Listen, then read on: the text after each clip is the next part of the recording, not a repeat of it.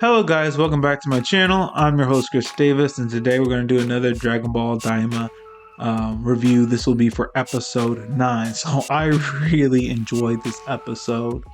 A nice, light-hearted episode that still moved the plot forward. To me, this episode was hilarious. I had to watch it twice, and it had me cracking up. And I'll tell you what was so funny about it later on in this video.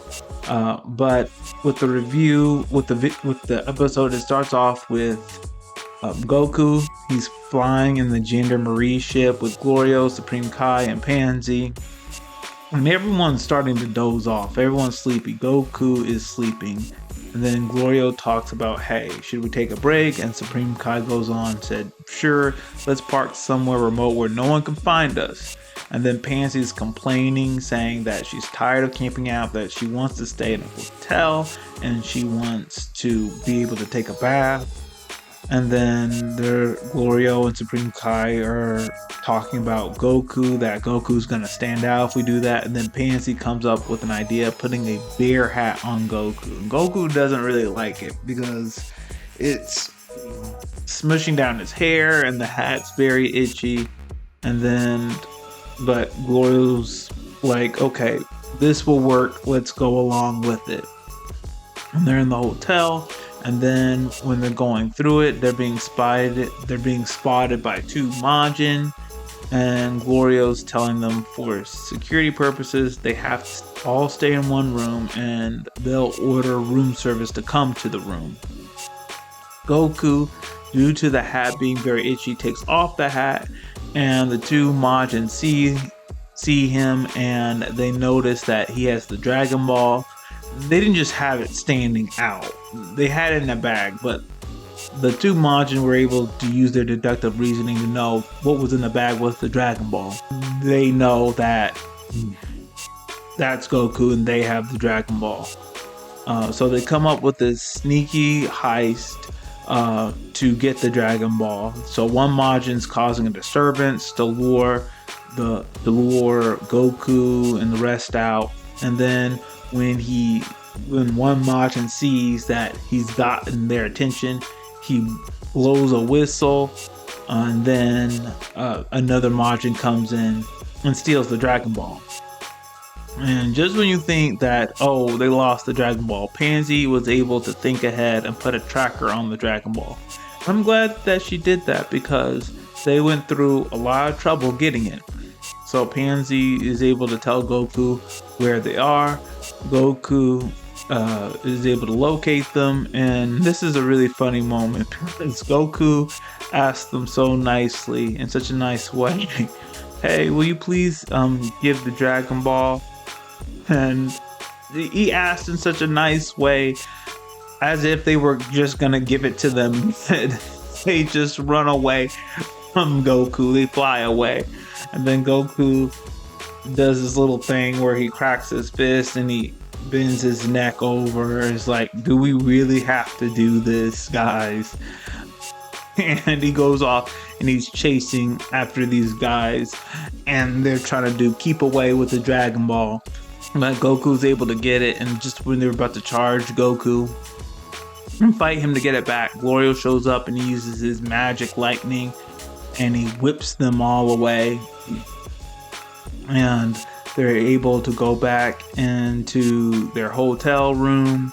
And then Goku decides, hey, I'm gonna stay up all night, watch the Dragon Ball. He does that, and eventually they get back on their ship and they're heading towards Warp Sama, or they are contacted about picking up Vegeta, Bulma, and Piccolo and Hybis. We then go to Vegeta and Hybis, that group, and their plane was stolen, just like Goku and Glorio's plane was stolen beforehand. Their plane has been stolen, and we have this we go back into the past a little bit. The night before, the plane was stolen. to where Vegeta was in a bar. He bumps into somebody. Doesn't say excuse me, he just bumps into somebody. But that person completely overreacts and tries to throw a punch at Vegeta. And Vegeta just knocks him out, knocks the other guys out. And then he goes back to Bulma. And then he realizes the guys he beat up, they stole the plane, and Vegeta is very furious. Goku and them land to Vegeta, and they finally meet up with Vegeta and Piccolo, Bulma, and Hybis. And just when you think, okay, they're gonna be in a group and they're gonna be traveling through the demon world together, like we see in the intro and the outro of this show, Goku tells them that he doesn't have enough space for all of them to come in. And then Bulma's asking, hey, why don't you move some of that stuff? And Gloria's like, we can't move any of it. We need this camping gear and rations. And then Pansy says she'll contact her father, and she'll contact her father and tell them to bring another plane. And Vegeta is steaming mad at Goku and the rest of them. And so is Bulma, because they said they would pick them up, and now they have to sit here and wait for another plane to come. And I was kind of siding with Vegeta and Bulma when I first watched this episode. I was thinking, okay, why can't we come up with a way for them to come get in? I mean, they're all small kids except Hybis. Maybe they move some stuff around, they can make more space. So I was thinking that Goku was being selfish right here, because he really just wanted to fight the Tamagami. He was in a rush to fight the Tamagami and get the second Dragon Ball. But I'm thinking, Goku, the second Dragon Ball, it's not going anywhere. So you could wait on them. Like, it's not going anywhere. Just try to move some stuff around and make it work. But he was just so nonchalant about it. Look, we can't let you all like in the plane. We've been in a bit of a rush. You guys can defeat Gomah if you want to. And Bulma and Vegeta were very angry. Piccolo wasn't surprised. He knew what Goku wanted to do. He knew that Goku just wanted to fight those Tamagamis.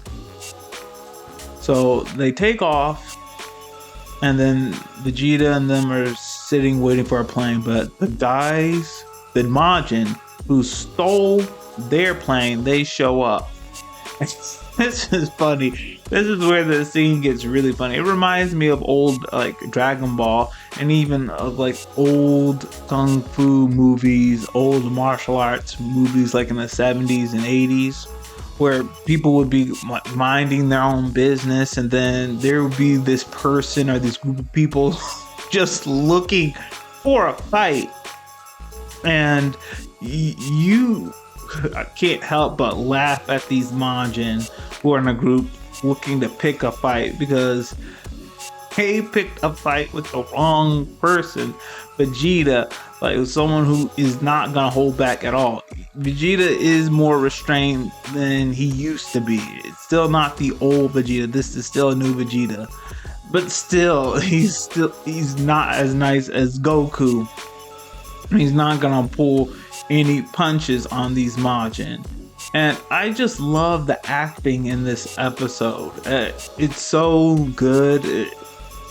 The talent, the voice actors are doing such a great job. It's just when the English dub comes out, I hope they're just as enthusiastic and as passionate as like the Japanese are when they're doing this, because like it's so funny when you're watching this episode, you're listening to the voice acting and what they're saying, and this is an incredible episode. This is probably like the best part of the episode, Vegeta beating up these Majin. So they have all these weapons. They have like kunai, they have sais, they have this 3-part stick, and they have a sword and all these martial arts weapons, and they're getting ready to attack like Vegeta and the others.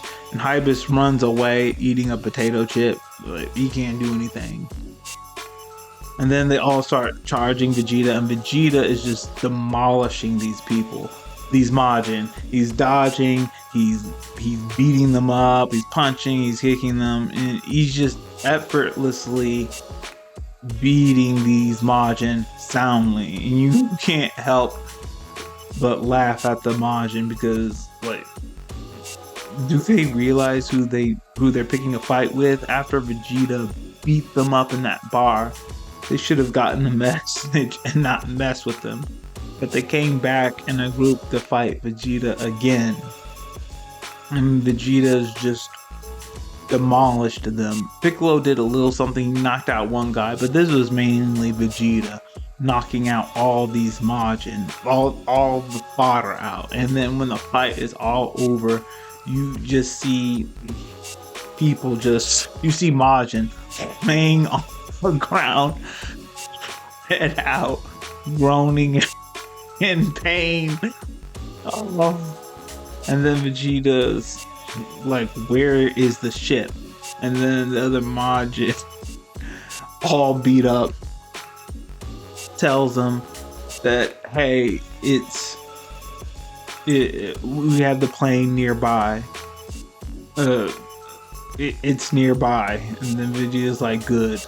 And then they're able to get their plane back. Sorry guys, I had to step away for a moment. I had to bring some groceries in. Anyway, after Vegeta and the rest of them get their ship back, we then cut to Gomah, and Degasu is mentioning to Gomah that Goku and the rest of them are in the demon realm. And he starts freaking out. Why are they here? Are they here to get back Dende? And then Degasu tells him that they're here for the Dragon Balls. And then Gomah's like, they're here for the Dragon Balls. And then he starts cracking up, laughing, saying, like, oh well, like, getting the Dragon Balls, that's impossible.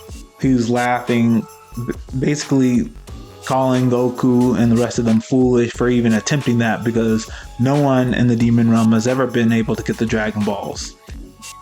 And then Degasu reluctantly tells Gomah that they have the third Demon World Dragon Ball, and then Gomah is like freaking out, and he's like, they have the third Dragon Ball from the third Demon Realm, even though I turned them into kids and made them weaker, dramatically weaker, they're still strong enough to get a Dragon Ball from a Tamagami.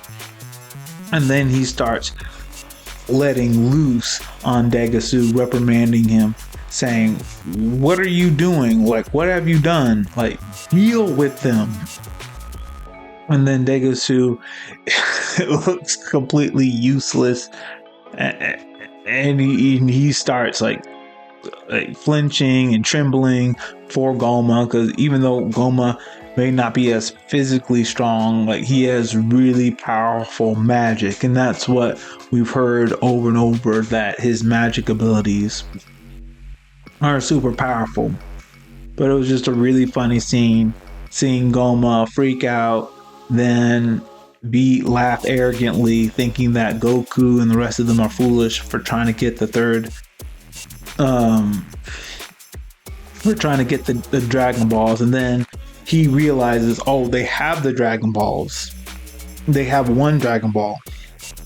He starts freaking out again, and he's been told that they're after the second one. And then that's when he completely loses it and is yelling at Degasu, do something about them. It was just a really funny scene. It's just the animators, how they made Gomah's expression when he was angry and then he was laughing. It was just so funny. And then seeing Degasu over there trembling, it was hilarious. We then cut to Marba and Dr. Arinsu. They created a new Majin called the Majin Ku, and Dr. Arinsu gives him the order to take down the Tamagami of the demon world to test out his strength. And that's where the episode ends.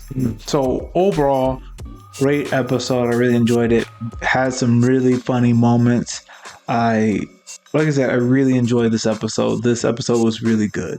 So that's all we have for today. If you liked what I had to share, please hit the like button, hit subscribe, share this video with all your friends, and all of you have a great day.